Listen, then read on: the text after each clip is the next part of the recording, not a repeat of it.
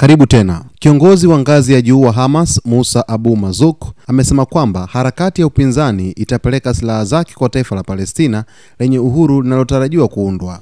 Abu Mazouk aliwaambia waandishi wa habari wa Al Jazeera ya Qatar kwamba Hamas itapeleka silaha zake kwa taifa la Palestina la baadaye, akisisitiza kuwa hatima ya Gaza ni shida ya kitaifa ambayo Hamas pekee haiwezi kuamua. Alisema kwamba kundi hilo limekubali misingi mikuu ya mpango wa Trump, lakini akaongeza kuwa utekelezaji wake unahitaji mazungumzo ya kina kupitia wadau wa kati.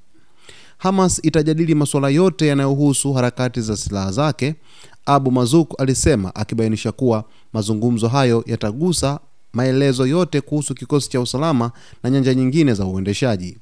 Aliongeza kwamba silaha za harakati ya upinzani zitapelekwa kwa yeyote atakayesimamia Gaza ndani ya taifa la Palestina litakaloundwa hapo baadaye.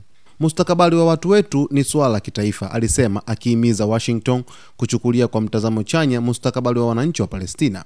Abu Mazouk pia alithibitisha kuwa kuna makubaliano ya kitaifa ya kuhamisha utawala wa Gaza kwa watu huru wanaoungwa mkono na mamlaka ya Palestina. Alikataa jitihada zote za kuwatambua Hamas kama shirika la kigaidi, akithibitisha kuwa ni harakati ya ukombozi wa kitaifa bali si shirika la kigaidi.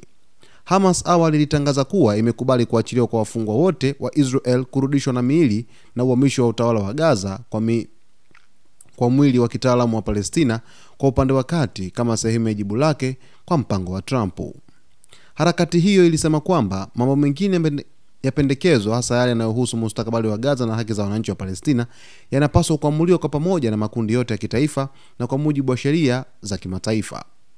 Mpango wa ikulu wa Marekani uliochapishwa Septemba 29 unataka kusitisha mapigano mara moja, kujenga upya Gaza na kuunda mfumo wa uendeshaji wa mpito ili kusimamia masuala ya kisiasa na usalama wa eneo hilo. Mpango huu unalenga kubadilisha Gaza kuwa eneo lisilo na silaha chini ya chombo cha kimataifa kilichopangwa na Trump mwenyewe. Hatua ya Trump kuweza kufanikisha mapigano kuweza kusitishwa katika ukanda wa Gaza inatajwa kuwa ni hatua nzuri na hatua ambayo inapelekea kuleta amani katika ukanda wa Gaza. Usisahau kusubscribe, kulike, kucomment pamoja na kushare.